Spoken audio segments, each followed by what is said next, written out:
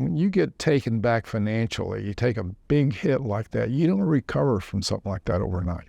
It takes a long time, and a lot of people don't recover. It's serious business when it happens to people. And yet, something was telling me that these were things that were happening out of people's control. They couldn't control this, but I didn't know how it happened. After President Nixon took us off the gold standard, I didn't know this at the time, what a disaster that was. But it did change the country. The first wake-up call for me as a business owner myself, and also one that was counseling other businesses, when the interest rate shot up to this 21.5%.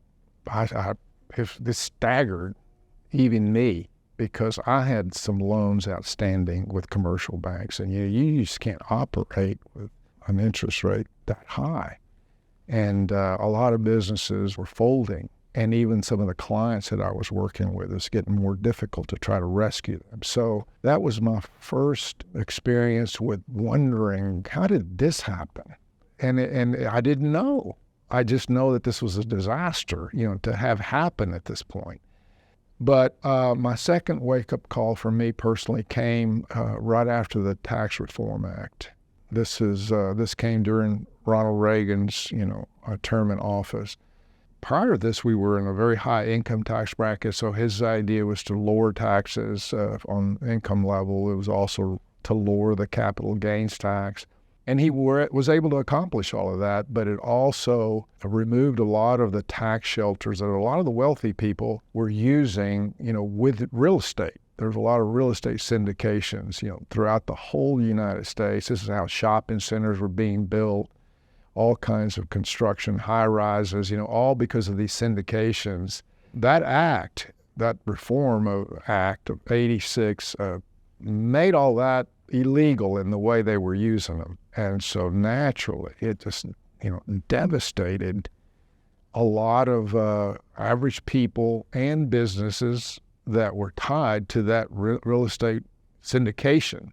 So you saw just a wave of bankruptcies throughout the United States. All of a sudden, shopping centers were half-built buildings, didn't even get finished.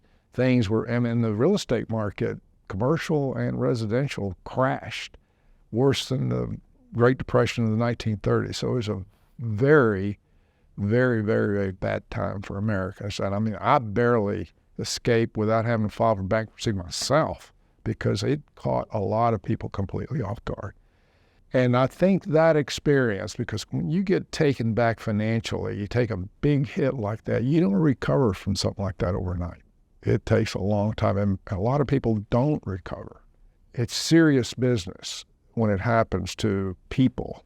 And yet, something was telling me that these were things that were happening out of people's control. They couldn't control this, but I didn't know how it happened. So it started me on a quest to try to find out what was underneath it all. It's a long process of trying to educate. You start reading a lot of books, you start trying to understand. And I think one of the first books that I read, or was eventually led to read, was Economics in One Lesson. I later read Bastiat's The Law, and now things were starting to come together.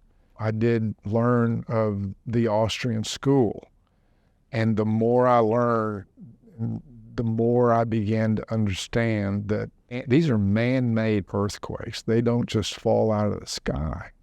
By the time that I had learned of Murray Rothbard and began to read all of his books, I understood exactly how it was done. And it's all, quite frankly, the manipulation of the interest rate is one of the key components of what causes these tremendous booms and then these very drastic busts that occur. So all that education was allowing me to prepare these presentations that I eventually began to give to commercial banks.